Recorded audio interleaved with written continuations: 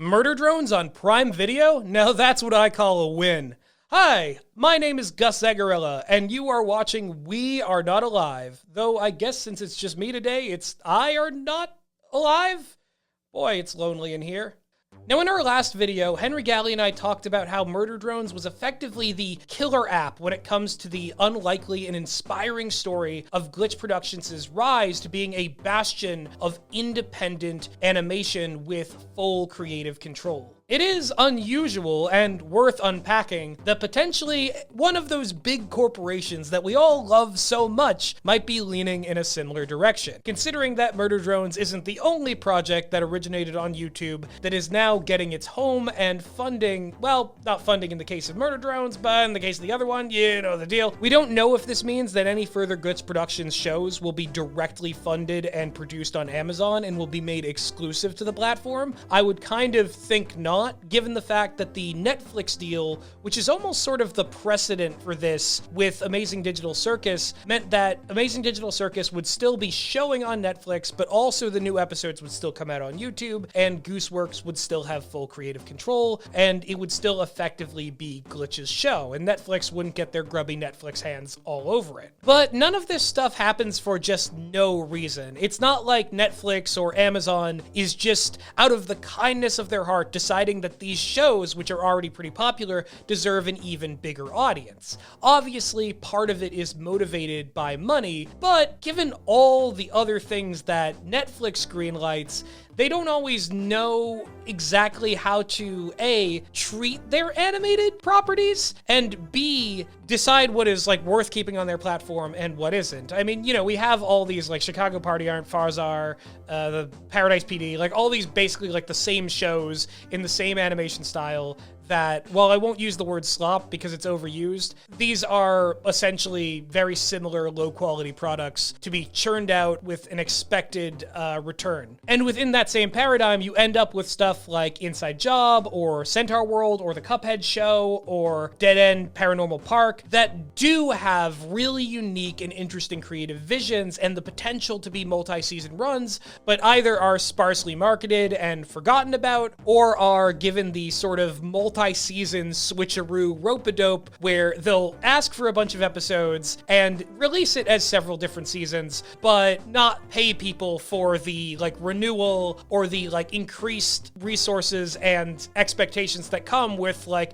congratulations, you got a season 2 and we're recognizing that. It's a big old flim-flam over there at Netflix, and I think it still is to some extent.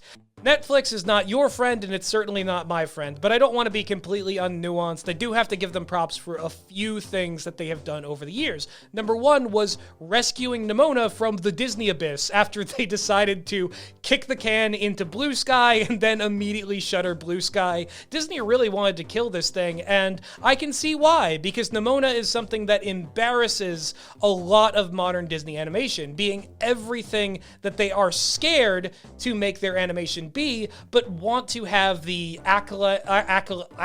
Oh man, that's a Freudian slip. Woo!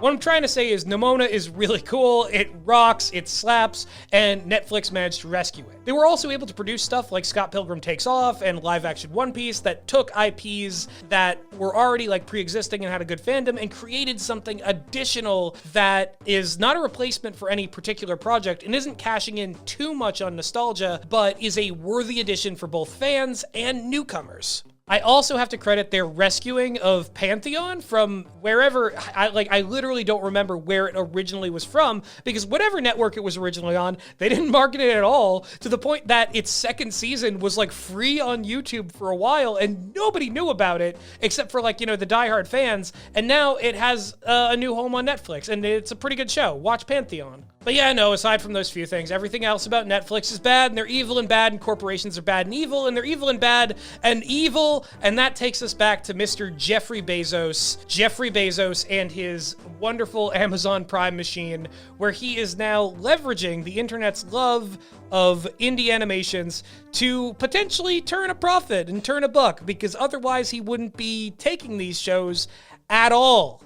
All right, so for this part of the video, I think I'm going to like hold a microphone and I'm going to like sit in like a kind of nondescript room. Maybe there'll be like a plant or something, but like by lighting, really white walls. And I'm just going to like sit here and kind of from the ground up explain everything wrong with capitalism. Like, you know, like a basic sort of 101 economics class, but not like the kind you would get in school, like the kind you would get, you know, like 5 years ago on YouTube. And I'll do that. And then like everybody will be like on the same page as me. I think that would be good. Or alternatively, and get this, I could dress up in like a suit and pretend to be like, you know, an executive. And I'm like, hey, you know, I believe in profit, and, you know, do a bunch of like corporate slogans, and like, it'd be like really funny because like I'm like being satirical and I'm like pretending to be the kind of people that like, you know, that I don't like, that you don't like. So we can be on the same team and have like in-group signifiers. Oh man, that's going to be like a baller section of the video. And you're going to really dig it. And that's why eggs are $40 million in your local grocery store today.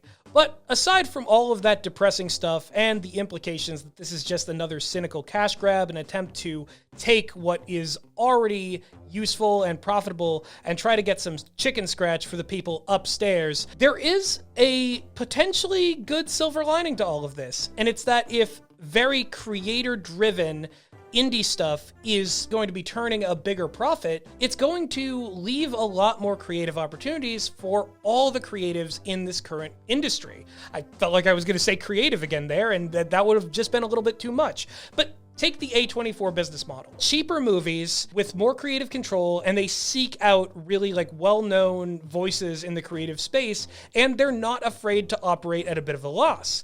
Am I saying that Amazon is going to try and do everything that they do? Of course not. They're still going to like blow tons and tons of money into dumb like IP drivel like The Wheel of Time and Rings of Power, two shows that I am judging and haven't watched, but some people are just going to cheer me on because, he hated the things that all the people that give me my opinions hate. That's cool. I love that.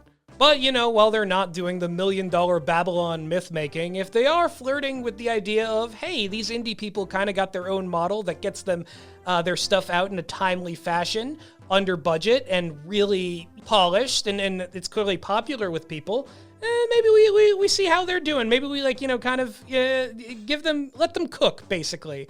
That's honestly a good thing, provided they are telling the truth of really giving these independent creators full creative control, and something tells me that they are. A lot of these executives believe that audiences are dumb. They don't know what they want. However, they cannot go on not acknowledging when people do clearly want something. And when these indie things are becoming more popular than something that has way more money into it, and you know that the team behind them can deliver a product even without the potential funding from up above, it gives people an opportunity to pay less and get a product that might be seen by more people.